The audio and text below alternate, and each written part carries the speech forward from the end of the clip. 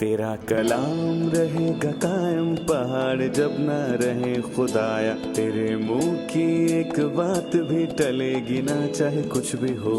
तेरी मान दिए है जिंदा सोने से भी कीमती, मेरा दिल ये दे गवाही है ये किताब अजीम।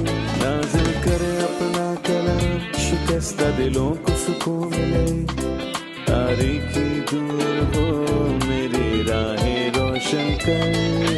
दिल अपना कलाम कसरत से ए खुदा बदल दे, रिहाई दे कसरत से फल मिला। कलाम रहेगा कायम पहाड़ जब न रहे खुदाया, तेरे मुंह की एक बात भी टलेगी ना चाहे कुछ भी हो। अजीज नाजरीन, मैं अयाद ज़रीफ आप तमाम देखने वालों को हमारे रोज़ के बाइबली मुतालियाती प्रोग्राम की नई किस्त में खुशामदीद कहता हूँ। इस प्रोग्राम में हम बाइबल मुक़द्दस की तमाम किताबों यानी पैदाइश ता मुकाशफा मुताला पेश कर रहे हैं। अभी हम इमसाल की किताब का मुताला कर रहे हैं जो पुराने अहद नामे की नज़मी कुतब में से एक है, और आज हम 28वें और 29वें बाब का मुताला करेंगे। प्रोग्राम के आगाज से पहले मैं स्टूडियो में मौजूद खादमीन का खैर मकदम करूंगा। डॉक्टर फयाज खुशामदीद। शुक्रिया भाई इसा खुशामदीद। बहुत शुक्रिया। और स्टूडियो में आए हमारे दीगर मेहमानों को भी खुशामदीद। डॉक्टर फयाज, 28वें बाब की पहली आयत में लिखा है, अगरचे कोई शरीर का पीछा ना करे तो भी वो भागता है, लेकिन सादिक शेर बब्बर की मानंद दलेर है। ये आयत किस हवाले से है? जी, पहला हिस्सा गुनाह के हवाले से है जिसका इतराफ ना किया गया और जिसका हिसाब अभी बाकी है, और वो खुदाम यीशु मसीह के लहू से धोया नहीं गया, और इसका करने वाला मुसलसल खौफ की हालत में रहता है। वो खुदा से खौफ खाता है, और ये दो वाक़यात से साबित हुआ, एक नए अहदनामे में और दूसरा पुराने अहदनामे में। और नए अहदनामे में ये वाक़या चौथाई मुल्क के हाकिम हेरोदीस का है। जब मत्ती 14 में उसने यीशु के बारे में सुना और उन निशानात के बारे में जो मसीह दिखाया करता था, तो उसका बेचैन ज़मीर जो गुनाह के सबब से बेचैन था, ये सोचने लगा कि ये यूहन्ना बपतिस्मा देने वाला है जो जी उठा है, और इसलिए उसके अंदर ये कुव्वत काम कर रही है। उसे लगा कि यूहन्ना बपतिस्मा देने वाला उसका पीछा कर रहा है, और वो इससे बहुत ज्यादा खौफजदा हुआ। अगरचे कोई शरीर का पीछा ना करे तो भी वो भागता है, लेकिन ये पुराने अहदनामे में वाज़ेह है। यूसुफ और उसके भाइयों के किस्से में उसने उन सबको एक साथ कैद में डाल दिया जब वो मिस्र को गए, और वो उससे नावाकिफ थे। कैद खाना में उन्होंने कहा कि हम अपने भाई की वजह से मुजरिम ठहरे हैं, क्योंकि जब उसने हमारी मिन्नत की तो हमने ये देखकर भी कि उसकी जान मुसीबत में है, हमने उसकी कोई बात नहीं सुनी, इसीलिए ये मुसीबत हम पर आन पड़ी। और उन्होंने देखा उनमें से हर एक के थैले में रुपए हैं, तो उनके दिल दहल गए, वो खौफजदा हुए और ये कहने लगे कि खुदा ने ये हमसे क्या किया? तुम्हारे साथ कुछ गलत नहीं किया, बल्कि ये अच्छा हो रहा है, पर माजी का गुनाह जिन्हें नहीं देता। और 44वें बाब में यहूदा ने एक बहुत ही संजीदा बात कही। यहूदा ने कहा, हम अपने खुदावंद से क्या कहें? जब बिन्यामीन के थैले में वो प्याला पाया गया, उसने एक बात कही, हम क्यों कर अपने आप को बरी ठहराएं? हम क्या बात करें या क्यों कर अपने आप को बरी ठहराएं? खुदावंद ने तेरे खादमों की बदी पकड़ ली, कोई पुराना गुनाह है जिसे हम छुपाते आए हैं, लेकिन खुदावंद ने उसे अयां किया, यहाँ तक कि वो हमें दिखाई देने लगा, और अब वो हमसे इंतकाम लेता है। वो मुजरिम ज़मीर और वो गुनाह जिसका हिसाब अब तक ना हुआ और ना ही उसका इतराफ किया गया, मसीह के खून से वो धोया गया। गुनाह आपका पीछा करता रहता है और उसे लगता है कि खुदावंद एक दिन उससे इंतकाम लेगा। इसलिए अगरचे कोई शरीर का पीछा ना करे तो भी वो भागता है, गोया वो भाग रहा है, लेकिन सादिक शेर बब्बर की मानंद दलेर है। वो यहाँ सादिकों की क्या तारीफ करता है? उसका माजी खत्म हो चुका है, क्योंकि गुनाह का हिसाब मसीह के बदन से लिया गया और मसीह के बहे लहू से वो गुनाह बख्शे जा चुके हैं, लिहाजा उसका ज़मीर पाक हो चुका है। उसके साथ कोई मसला नहीं, वो मौत के सामने भी पुरएतमाद है, सादिक मरने पर भी उम्मीदवार है। भाई इसहाक 10वीं और 11वीं आयत में लिखा है, जो कोई सादिक को गुमराह करता है ताकि वो बुरी राह पर चले, वो अपने गड्ढे में आप ही गिरेगा, लेकिन कामिल लोग अच्छी चीजों के वारिस होंगे। मालदार अपनी नज़र में दना है, लेकिन अक्लमंद मिस्कीन उसे परख लेता है। इन आयात के मुतालिक हमें कुछ बताएं। आप बाइबल के इलाही असूलों से वाकिफ हैं कि आदमी जो कुछ बोता है वही काटेगा। सही। लिहाजा जो सादिक को गलत राहों की तरफ लेकर जाता है वो वैसा ही काटेगा। हमें याकूब और उसका बूढ़ा बाप इसहाक याद हैं, और उसने ईसाऊ होने का ढोंग किया ताकि पिलोठे की बरकत को हासिल कर ले।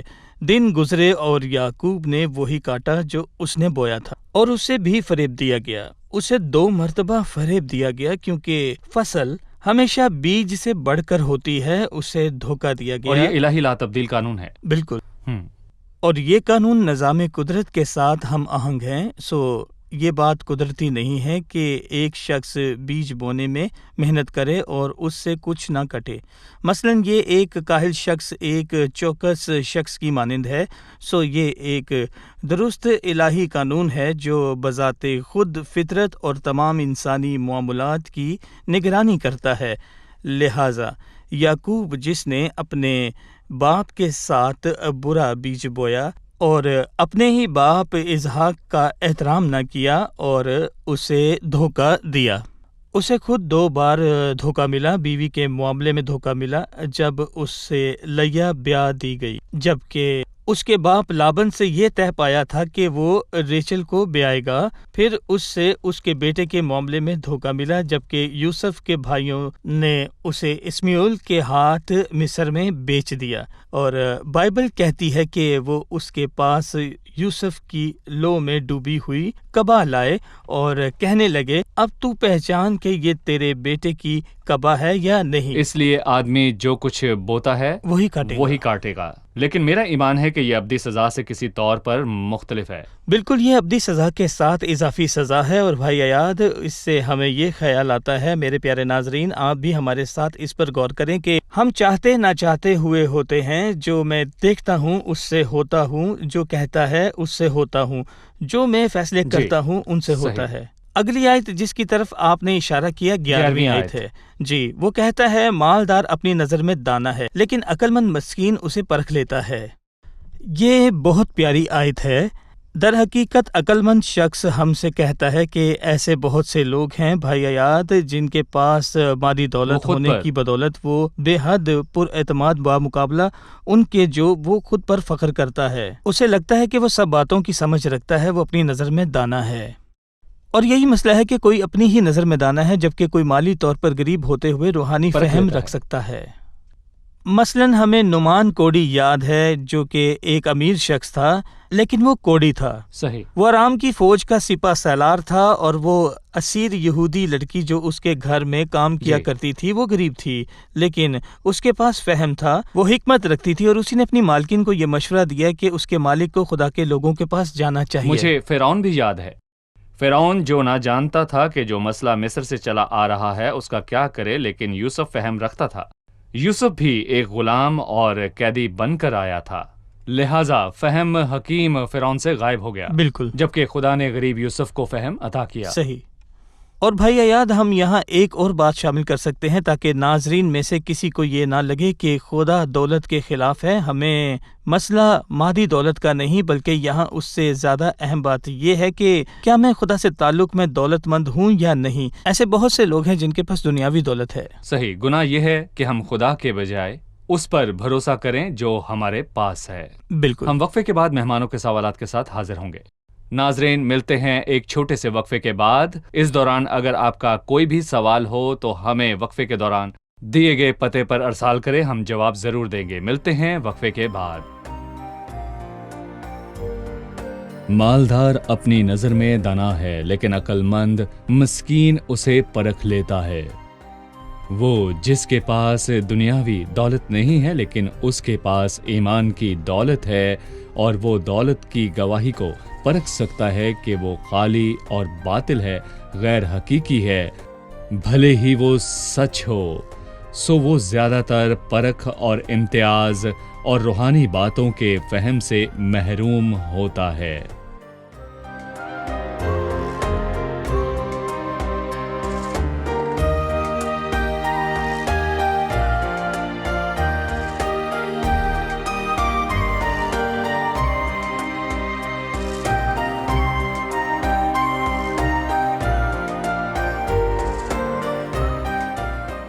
خوش آمدید۔ آئیے چلتے ہیں مہمانوں کی جانب اور جانتے ہیں ان کا سوال۔ میں 13ویں آیت کی وضاحت چاہوں گی، جس میں لکھا ہے، جو اپنے گناہوں کو چھپاتا ہے کامیاب نہ ہوگا، لیکن جو ان کا اقرار کرے ان کو ترک کرتا ہے۔ جو اپنے گناہ کو چھپاتا ہے کامیاب نہ ہوگا۔ کس قسم کی کامیابی؟ स्कूल में, काम पर, दर हकीकत ये कैसी कामयाबी है? जो अपने गुनाहों को छुपाता है कामयाब ना होगा। रास्त ठहरने की। खुदाम के आगे रास्त ठहरना, क्योंकि इलाही असूल ये है कि अगर हम अपने गुनाहों का इकरार करें, वो हमारे सारे गुनाहों को माफ करने और हमारी सारी नाराज़गी को पाक करने में आदिल और सच्चा है। अगर मैंने कोई गुनाह किया और खुदा की हजूरी में उसका इकरार नहीं किया, मैं उस मसले में खामोश रहा, उसे छुपाने की कोशिश की, मेरे लिए तो यही काफी है कि लोग उससे नावाकिफ हैं। मैं खुदा के आगे कभी रास्तबाज नहीं ठहर सकता और गुनाह मेरा ताकुब करता रहता है। दाऊद ने गुनाह किया और उसने हालात ठीक होते ही औरिया की बीवी से ब्याह कर लिया और मसले को हल किया। लेकिन महीनों बाद खुदावंद उसके पास आया और इस तजर्बे के बारे में बताते हुए वो कहता है, जब मैं खामोश रहा तो दिन भर के करहाने से मेरी हड्डियां गल गईं। सो मैंने कहा, मैं इस तकलीफ में क्यों करहा रहा हूँ? मेरी तरवात गर्मी की खुश्की में बदल गईं। सो मैं अपने गुनाहों का इकरार करूंगा। सो जब उसने अपनी खताओं का इकरार किया तो खुदाम ने उसकी खताओं को बख्शा। लिहाजा इलाही असूल यह है कि जो अपने गुनाहों को छुपाता है वो कभी सरफराज ना होगा, क्योंकि गुनाह उसका पीछा करता रहता है। ना सिर्फ इतराफ करना बल्कि इतराफ के बाद उसे तर्क करना। सो मैं आपको बताना चाहता हूँ एक तरीका है जो शायद सही लगता है। अगर मेरे अंदर कुछ मसाइल हैं पर मैं गुनाहगार हूँ जी, और गुनाहों का इतराफ करना मुझे मुश्किलात में डाल सकता है, तो मैं जाकर कुछ मोहतरम काम करता हूँ। एक स्कूल तामीर करता हूँ, एक यतीम खाना खोलता हूँ, कुछ और तामीर करता हूँ, और ये सब कुछ मेरे खाते में लिख दिया जाएगा कि शायद ये अच्छी बातें उन बुरी बातों के वजन के बराबर हो जाएं। क्या मुझे इन बातों को बाहर लाकर खुद को मुश्किलात में डालने की जरूरत है? गुनाह की मजदूरी नेक काम नहीं बल्कि गुनाह की मजदूरी मौत है।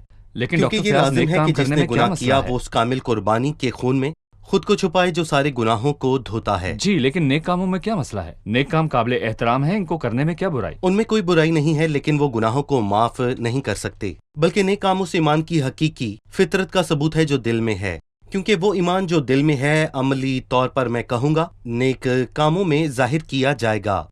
लेकिन गुनाहगार ईमान के वसीले रास्तबाज ठहरता है। फक्त ईमान ही बचाता है और फक्त ईमान ही रास्तबाज ठहराता है। मसीह की जात के काफी होने पर ईमान लाना, लेकिन ईमान जो बचाता और पाक करता है कभी अकेला नहीं हो सकता, बल्कि जरूर है कि उसके साथ नेक अमाल भी हों। सो नेक अमाल ईमान की सच्चाई का सबूत हैं। मतलब कि पहले दिल को मसीह के सलीबी काम के वसीले से ईमान के जरिए पाक होना चाहिए, ताकि मसीह के सलीबी काम के वसीले हम खुदा के आगे रास्तबाज ठहरें, और फिर उस पाक दिल के अंदर से नेक अमाल निकलेंगे जो खुदा की नजर में मकबूल होंगे। आपका और कहने का ये न मतलब सिर्फ है। कि ये इकरार करना कि मैंने खुदा के खिलाफ गुनाह किया है, बल्कि इकरार करके गुनाह को तर्क करना है। इससे मुराद तौबा के मुआफिक फल लाना है, और तौबा का मतलब ये नहीं है कि हम गुनाह का एतराफ़ करें।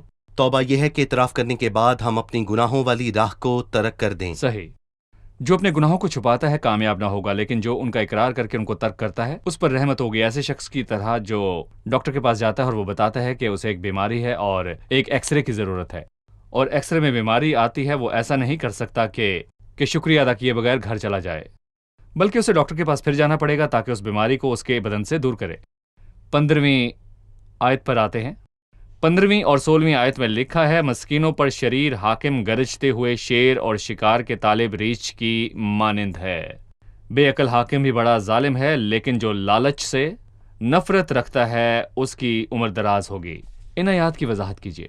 ये अच्छी बातें हैं जिनके मायने लगवी भी हैं और हकीकी ज़िंदगी में इल्मी भी, और एक रूहानी मतलब रखती है। शेर भूखा हो तो गुर्राता है और रीछ भूखा हो तो हमला करता है, और वो ये कहना चाहता है कि जब गरीबों पर हुकूमत करने वाला शेर हो तो वो कौम के मुफाद को अपने ज़ाती मुफाद पर कुर्बान कर देता है। मेरा मानना है भाई आयात के लोगों और कौमों की तारीख शुरुआत से लेकर आज के दिन तक यही कहती आई है कि रहनुमा अपने मुफाद के लिए लोगों को लूटने की कोशिश करते हैं, एक या दूसरे तरीके से, जिसे सियासी दौलत कहा जाता है, जैसे मुआशी बिगाड़ का नाम दिया गया है, जिसे तसल्लुत की खराबी कहा जाता है। बहुत से नाम हैं। ये तमाम बातें यही जताती है कि खुदा से दूरी के सबब इंसानियत की हालत ऐसी है। लेकिन सच ये है कि एक रोज आएगा जब मसीह दुनिया पर सल्तनत करेगा, तब लोग मुख्तलिफ कानून देखेंगे।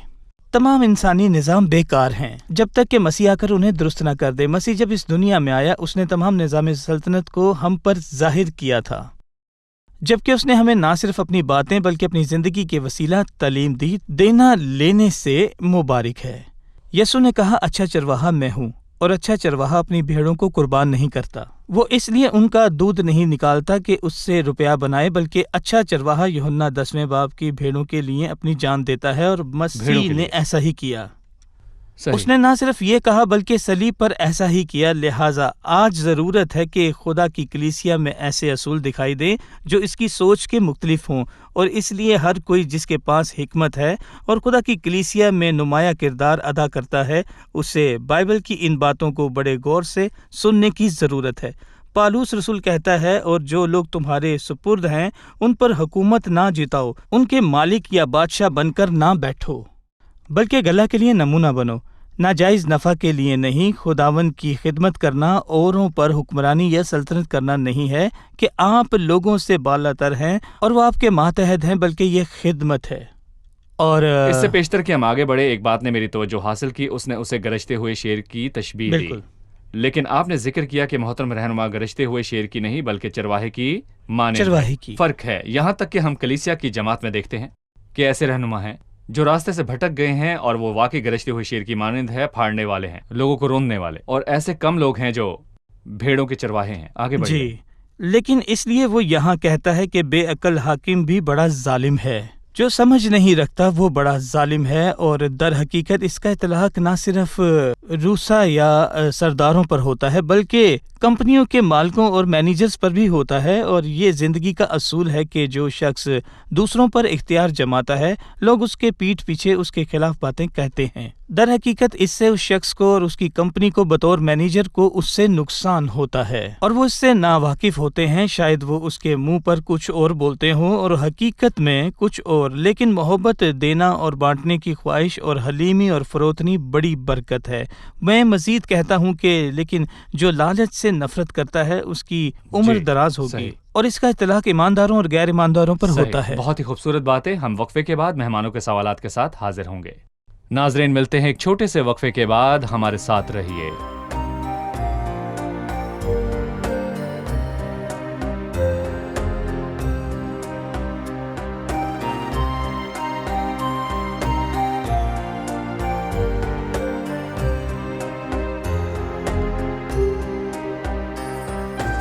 خوش آمدید، آئیے چلتے ہیں مہمانوں کی جانب اور جانتے ہیں ان کا سوال۔ میرا سوال 29ویں باب کی پہلی آیت سے متعلق ہے۔ لکھا ہے، جو بار بار تنبیہ پا کر بھی گردن کشی کرتا ہے ناگہان برباد کیا جائے گا اور اس کا کوئی چارہ نہ ہوگا۔ اس سے کیا مراد ہے؟ جی بھائی، اس آیت سے کیا مراد ہے؟ یہ آیت یہ بتاتی ہے کہ خدا کا صبر لامحدود نہیں اور فضل کا دن ختم ہونے والا ہے۔ فضل کا دروازہ کھلا ہے، لیکن ایک وقت آئے گا کہ وہ بند کر دیا جائے گا۔ اور پولس رسول رومیو کے خط میں گناہگاروں کو خبردار کرتا ہے تو اس کی مہربانی اور تحمل اور صبر کی دولت کو ناچیز جانتا ہے۔ خدا کی مہربانی تجھے توبہ کی طرف مائل کرتی ہے، بلکہ تو اپنی سختی اور غیر تائب دل کے مطابق اس کے قہر کے دن کے لیے اپنے واسطے عذاب کما رہا ہے، جس میں خدا کی سچی عدالت ظاہر ہوگی۔ خدا گناہگار کے ساتھ بہت ہی فضل کے ساتھ پیش آتا ہے، لیکن اگر وہ اپنے دل کو سخت کرتا ہے تو گردن کش بنتا ہے اور جواب دینے کو راضی نہیں ہوتا، تو خداوند اسے ہمیشہ موقع دیتا رہے گا۔ لیکن اگر تمام مواقع ختم ہو جائیں تو خداوند کا فضل ہمیشہ اس کی کشتی نہ لڑتا رہے گا۔ صحیح۔ اور جو شکستہ دل کے پاس خدا ان کے پاس جاتا ہے شفا پاتا ہے، وہ شکستہ دلوں کو شفا دیتا ہے۔ لیکن وہ جو خدا ان کی عدالت میں شکستہ حال ہوگا، اس کے لیے اس کے پاس کوئی شفا نہیں۔ بھائی اسحاق 29ویں باب کی 5ویں آیت میں وہ کہتا ہے، جو اپنے ہمسایہ کی خوشامد کرتا ہے اس کے پاؤں کے لیے جال بچھاتا ہے۔ خوشامد ہو یا تعریف ہو، اس میں کیا غلط ہے؟ بھائی ایاد، میرا ماننا ہے کہ جیسا ہم بائبل سے سمجھتے ہیں کہ خوشامد اور تعریف میں اور دوسروں کو حوصلہ دینے اور تحریک دینے میں فرق ہوتا ہے۔ جی، بائبل ہمیں حوصلہ افزائی کرنے کی نصیحت کرتی ہے، سو لکھا ہے کہ کم ہمتوں کو دلاسا دو، ایک دوسرے کو تسلی دیا کرو، مطلب ہے کہ دوسرے کو حوصلہ دو، خاص کر جب میرا بھائی کوئی اچھا کام کرے، مجھے اس کے لیے اس کی حوصلہ افزائی کرنی چاہیے، لازمی سچائی سے اس کی حوصلہ افزائی کرنی چاہیے تاکہ وہ اس کام کو جاری رکھے۔ اس کی حوصلہ افزائی کرنی ہے تاکہ میں اس کو بتا سکوں کہ وہ صحیح کر رہا ہے اور خداوند اس سے خوش ہے۔ لیکن تعریف اور خوشامد میرا خیال ہے دنیاوی ہے، اس کا مطلب ہے کہ کوئی ایسی اور کی خواہش امید کر رہا ہے، کوئی ایسا جس کی باتوں سے شہد ٹپکتا ہے، یہ سنجیدہ ہے۔ اور میرا ماننا ہے کہ کوئی محبت، دوستی یا سچائی کے سبب کسی کی خوشامد یا تعریف نہیں کرتا کہ اسے یہ بتائے کہ وہ لاجواب ہے، اور یہ کہ وہ نہیں جانتا کہ اس نے کیا کیا۔ لیکن ایسا ہوتا ہے۔ جب ایسا ہوتا ہے تو وہ ایک جال بچھا رہا ہے۔ یقیناً ایسا ہوتا ہے، ورنہ اس دانا نے یہ بات نہ کہی ہوتی کہ جو اپنے ہمسایہ کی خوشامد کرتا ہے وہ شہد میں ڈوبی ہوئی باتیں کہتا ہے۔ جو اس کی خوشامد کی باتیں ہیں بھلے ہی وہ سچ ہوں تو بھی ان میں خوشامد کا شہد بھرا ہے۔ اس کے پاؤں کے لیے جال بچھاتا ہے، وہ اسے خوش فہمی میں رکھتا ہے اور اسے نقصان پہنچاتا ہے۔ اور یہی ہیرودیس کے ساتھ ہوا، صحیح۔ جب انہوں نے اسے کہا یہ تو خدا کی آواز ہے، نہ انسان کی۔ اور اس کے پیچھے کی سچائی یہ ہے کہ انہیں اس کی ضرورت تھی۔ انہوں نے اسے خوش فہمی میں مبتلا کیا کیونکہ ان کے ملک سے، اس بادشاہ کے ملک سے رسد آئی تھی۔ بالکل سو وہ خوش فہمی میں مبتلا ہوا اور خود کو حقیقی خدا سمجھنے لگا۔ بالکل۔ کلیسیائی جماعت میں ایسے کیسے ہو سکتا ہے؟ میں جاننا چاہوں گا۔ کام کو، ملازمین کو، مینیجرز کو چھوڑ دے۔ کلیسیائی جماعت میں ایسے کیسے ہو سکتا ہے؟ افسوس بھائی یاد ایسا ہوتا ہے کبھی کبھار، جس کی وجہ بائبل کی سطحی روحانی تعلیم ہے اور یہ وسیع پیمانے پر پھیلی ہوتی ہے۔ ہم روحانی طور پر کوئی بہت سادہ سا کام کر سکتے ہیں جو بہت سے سادہ یا سطحی لوگوں کی نظر میں بہت اعلیٰ ہو سکتا ہے، اور وہ ہماری تعریف، خوشامد یا مدح کرتے ہیں، جیسے واہ کیا بات ہے آپ کی۔ کبھی کبھار آپ بڑی عجیب باتیں سنتے ہیں، وہ آپ سے کہتے ہیں آپ کی خدمت کمال ہے، آپ کا کلام بہت حیرت انگیز ہے، بہت لاجواب ہے، ایسی باتیں جو حوصلہ افزائی کی حدود سے باہر ہیں اور مسیحت یا بائبل کے انداز سے ہٹ کر ہے جس سے ہم واقف ہیں۔ ایسی باتیں سننے والوں کو نقصان پہنچاتی ہے، اور کبھی کبھار یہ باتیں اسے فخر دیتی ہے۔ فخر میں مبتلا کرتی بالکل۔ ہیں، پھر وہ کسی کی نہیں سنتا ہے۔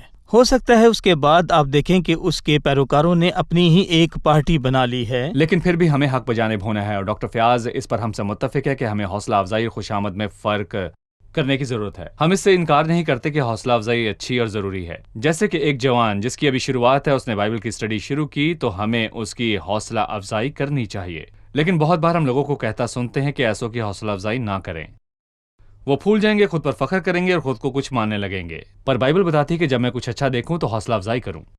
میں صحیح کہہ رہا ہوں؟ نہیں، بالکل صحیح۔ اگر آپ وہ حوصلہ افزائی پانے والا جوان ہو تو مجھے بھی ذاتی دانائی سے چلنا ہے تاکہ میں یہ محسوس نہ کروں کہ میں سب سے لائق ہوں۔ یشوا جنگ پر جایا کرتا تھا، بالکل، اور فتح مندی پاتا تھا، بالکل، اور فتح یاب ہونے کے بعد جلجال جلجال کے مقام کو جاتا، کیونکہ جلجال خود کو جانچنے اور پرکھنے کا مقام ہے۔ سو اگر مجھے خداوند ایک کامیاب کام میں استعمال کرتا ہے اور بھائی میری حوصلہ افزائی کرتے ہیں، آمین، حوصلہ افزائی کے لیے، لیکن مجھے لوٹ کر خداوند کے پاس ہی آنا ہے، ورنہ خداوند مجھے اپنے حال پر چھوڑ دے گا، اور اس کے بعد وہ مجھے حلیم کرے گا اور توڑے گا اور اپنے آگے جھکنا ایک سکھائے گا۔ بار یشوا جلجال کو نہ گیا، تب مسئلہ شروع ہوا اور اسے ائی کے سامنے شکست ہوئی کیونکہ وہ جلجال جانا بھول جبکہ گیا۔ آئی ایک چھوٹا سا قصبہ ہے۔ چھوٹا سا۔ آپ دونوں کا شکریہ، خداوند آپ کو برکت دے، بہت ہی شاندار باتیں۔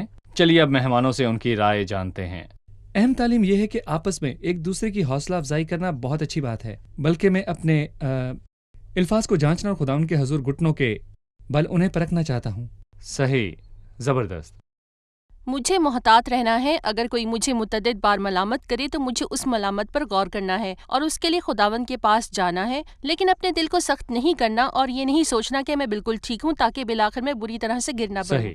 جب کوئی گناہ یا ایسی بات ہو جائے جس سے خدا کو جلال نہیں ملتا تو مجھے فوراً اس کا اقرار کرنا ہے تاکہ میں اپنی زندگی میں کامیابی پاؤں اور اس رفاقت میں واپس جاؤں۔ صحیح، شکریہ، خداوند آپ کو برکت دے، خادمین کا بھی شکریہ۔ عزیز ناظرین، آج میرے اور آپ کے لیے خداوند کا یہ پیغام ہے کہ جو اپنے گناہوں کو چھپاتا ہے کامیاب نہ ہوگا، لیکن جو ان کا اقرار کر کے ان کو ترک کرتا ہے اس پر رحمت ہوگی۔ اگر ہم خود کو جانچیں اور معلوم کریں کہ ہم میں اچھائی ہے یا نہیں تو خاموش مت رہیں۔ ایسی بات کو اپنے اندر قائم رکھنے سے ہم اپنی زندگی کو تباہ کر لیں گے۔ خدا کے پاس آئیں اور اپنے گناہوں کا اقرار کریں۔ وہی ہے جو آپ کے ننگا ہونے پر آپ کو ڈھانکتا ہے، وہ آپ کے ننگے پن کو دور کرتا ہے، وہ آپ کو ابدی کفارے سے ڈھانپ لیتا ہے اور آپ کو نجاست سے مبلس کرتا ہے اور آپ کو راست بازی کی پوشاک پہناتا ہے۔ اپنے گناہ پر خاموش نہ رہیں، کیونکہ داؤد کہتا ہے جب میں خاموش رہا تو دن بھر کے کراہنے سے میری ہڈیاں گھل گئیں، لہٰذا آئیں اور خود کو اس کے سامنے انڈیل دیں، اپنا دل اس کے سامنے انڈیلیں، تو میرا ایمان ہے کہ آپ کی زندگی بدل جائے گی۔ آنے والی قسط میں آپ سے پھر ملاقات ہوگی۔ خداوند آپ کو برکت دے۔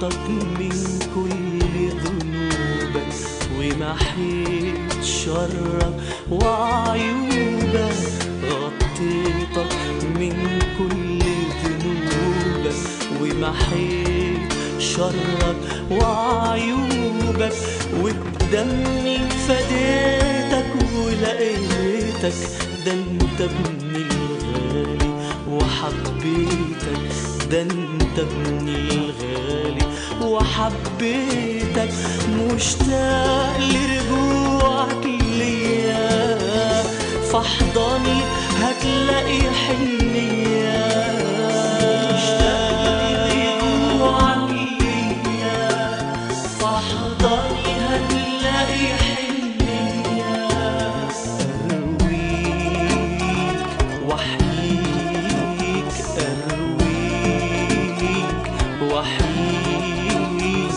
وأفرح قلبك بيا، وأفرح قلبك بيا.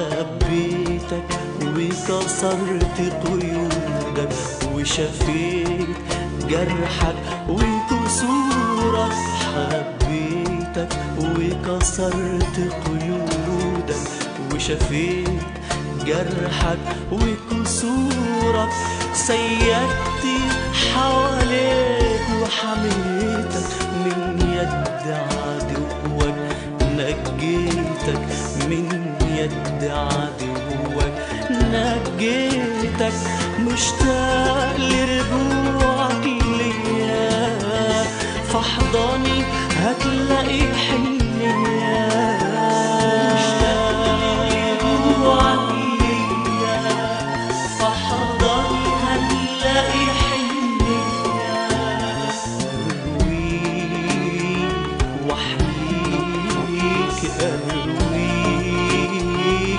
وأحييك، وأفرح قلبك بيا، وأفرح قلبك بيا.